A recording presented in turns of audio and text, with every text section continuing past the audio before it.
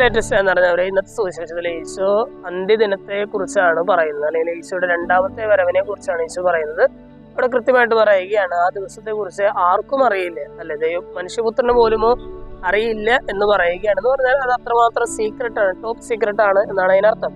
എന്നിട്ട് ഈശോ പറയുകയാണ്, ആ ദിനത്തെ കുറിച്ച് നിങ്ങൾക്ക് ആർക്കും ഒരു അറിവും ഇല്ലാത്തത് കൊണ്ട് തന്നെ നിങ്ങൾ ജാഗ്രതയോടെ ഇരിക്കണം. ഏത് സമയത്ത് അവൻ വന്നാലും നിങ്ങൾ നിദ്രാധീനരായി കാണാതെ നിങ്ങൾ ഒരുക്കമുള്ളവരായിട്ട് കാണണം എന്ന് പറയുകയാണ്.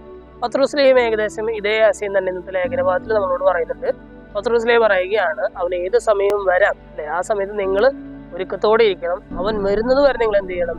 അവൻ വരുന്നത് വരെ നിങ്ങൾ പരസ്പരം നല്ല സ്നേഹത്തില് നല്ല ഒരുക്കത്തോടെ ഇരിക്കണം എന്ന് പത്രോസ്ലീഹ പറയുകയാണ്. എന്നിട്ട് പത്രോസ്ലീഹ പറയുകയാണ്, കാലവിളംബത്തെ കുറിച്ച് ചിലർ ചിന്തിക്കുന്നത് പോലെയല്ല കാര്യങ്ങള്, മറിച്ച് തന്നിൽ വിശ്വസിക്കുന്ന ആരും നശിച്ചു പോകാതിരിക്കുന്നതിന് വേണ്ടിയിട്ട് അവിടെ നിങ്ങളോട് കരുണ കാണിക്കുന്നതേ ഉള്ളൂ, ദീർഘക്ഷമ കാണിക്കുന്നേ ഉള്ളൂ എന്ന് പത്രോസ്ലീഹ ക്ലിയർ ആയിട്ട് പറയുകയാണ്. എന്ന് പറഞ്ഞാൽ ഇതുവരെയും ഈശോയുടെ രണ്ടാമത്തെ ആഗമനം വരുന്നില്ലല്ലോ എന്ന് ചിന്തിച്ചിരിക്കുന്നവരോട് പത്രോസ്ലീഹ പറയുകയാണ്, ഈശോയുടെ രണ്ടാമത്തെ ആഗമനം അത് വേണമെങ്കിൽ നമ്മുടെ മരണദിനമൊക്കെ ആയിട്ട് നമുക്ക് എടുക്കാം. പത്രോസ്ലീഹ പറയുകയാണ്, അതുവരെയുള്ള കാലഘട്ടം എന്തിനാണ് ദൈവം നൽകിയിരിക്കുന്നത്? നമ്മൾ അനുദപിക്കാൻ വേണ്ടിയിട്ട് നമ്മളോട് ദീർഘക്ഷമ കാണിക്കുന്നേ ഉള്ളൂ എന്ന് പറയുകയാണ്. നമ്മളൊരു ഇന്നത്തെ വചനഭാഗങ്ങൾ കേട്ട് കഴിയുമ്പോൾ നമ്മൾ ചിന്തിക്കേണ്ടത് തന്നെയാണ്.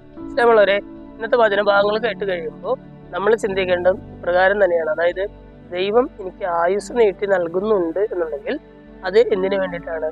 ഞാൻ അനുദപിക്കാൻ വേണ്ടിയിട്ട് ദൈവം എന്നോട് ദീർഘക്ഷമ കാണിക്കുന്നേ ഉള്ളൂ. ഇത് ചിന്തിച്ച് ആവശ്യമായ മാറ്റങ്ങൾ വരുത്തി ജീവിക്കാനായിട്ട് നമുക്ക് പരിശ്രമിക്കാം. ദൈവം നമ്മെ എല്ലാവരെയും സമൃദ്ധമായി